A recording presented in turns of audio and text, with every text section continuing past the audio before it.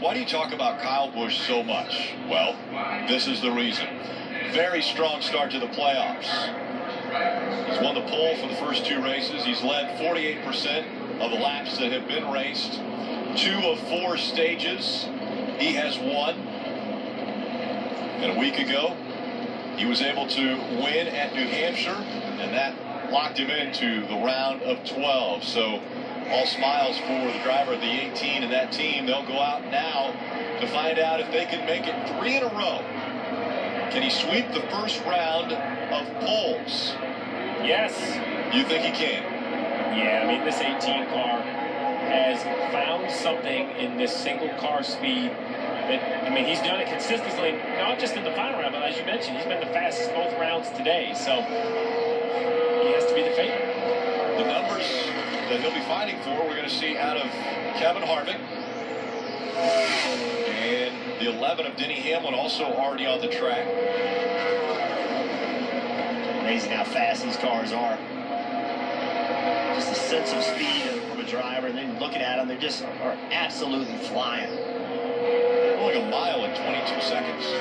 Around some pretty tight turns here. 22.53 for Denny Hamlin. 22.61 for Kevin Harvick. I don't think that 61 is going to. It's not what they were looking for. I don't think that 53 is going to hold up. No. Kyle Busch going out rather early. Just okay through 1 and 2.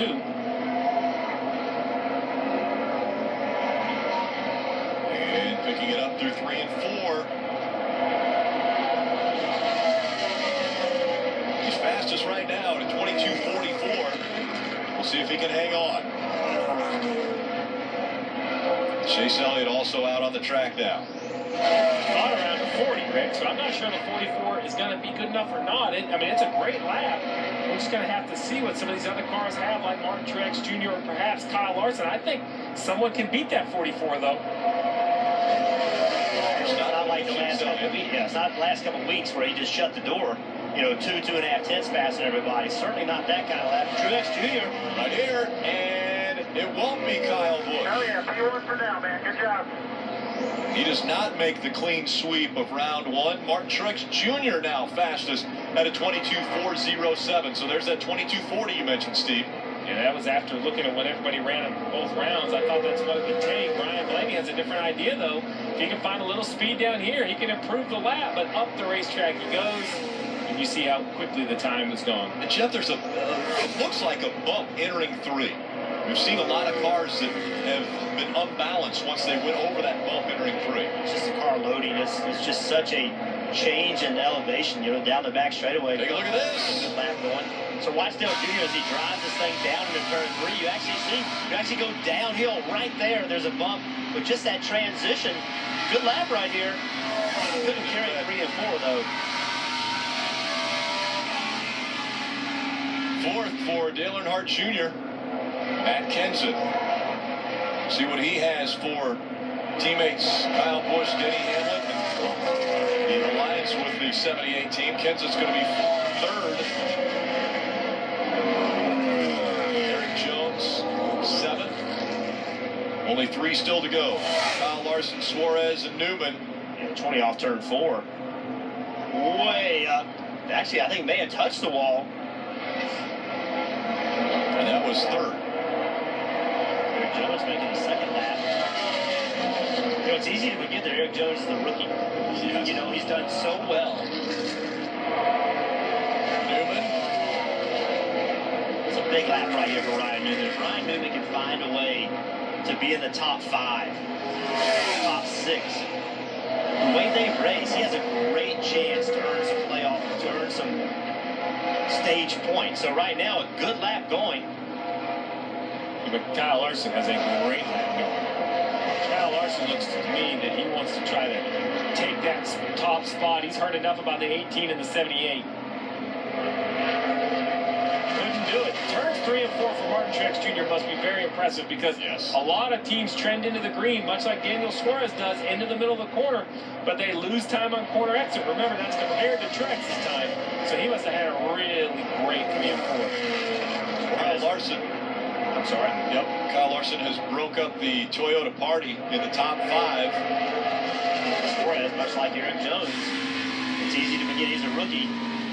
5th. So Brad Keselowski, before the playoffs began, said he thought that one manufacturer had an unfair advantage. Well, he might be hearing that story again because the top 6 drivers, with the exception of Kyle Larson, are all driving Toyotas. And Martin Truex Jr. the fastest. He will win the pole at Dover, 22.407. Parker.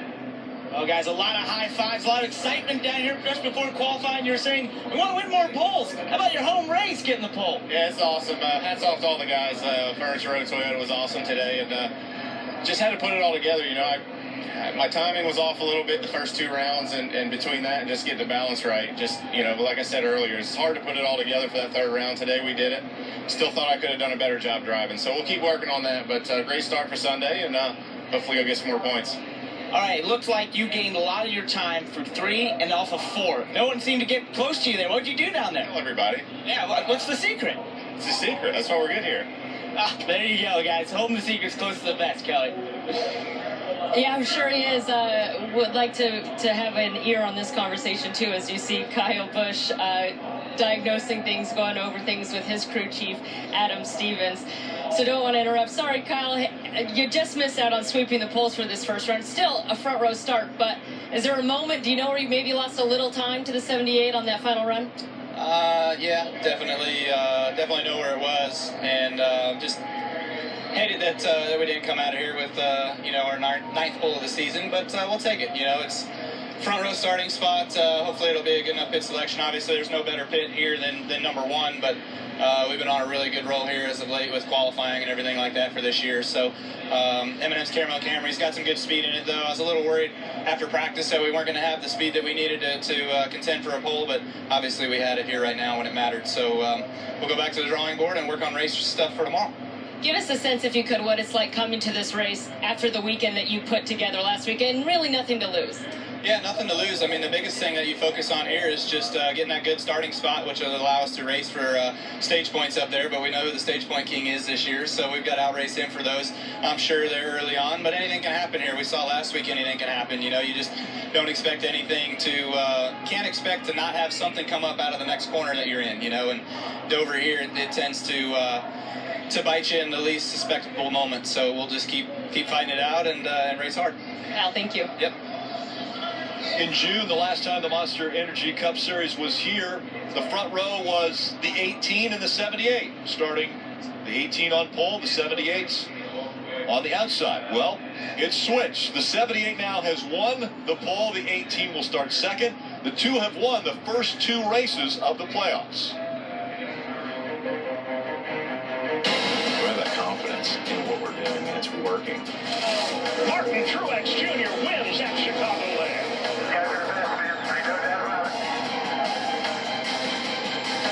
I'm going to be in the championship hunt. Kyle Busch is going to win in the Granite State. Yeah.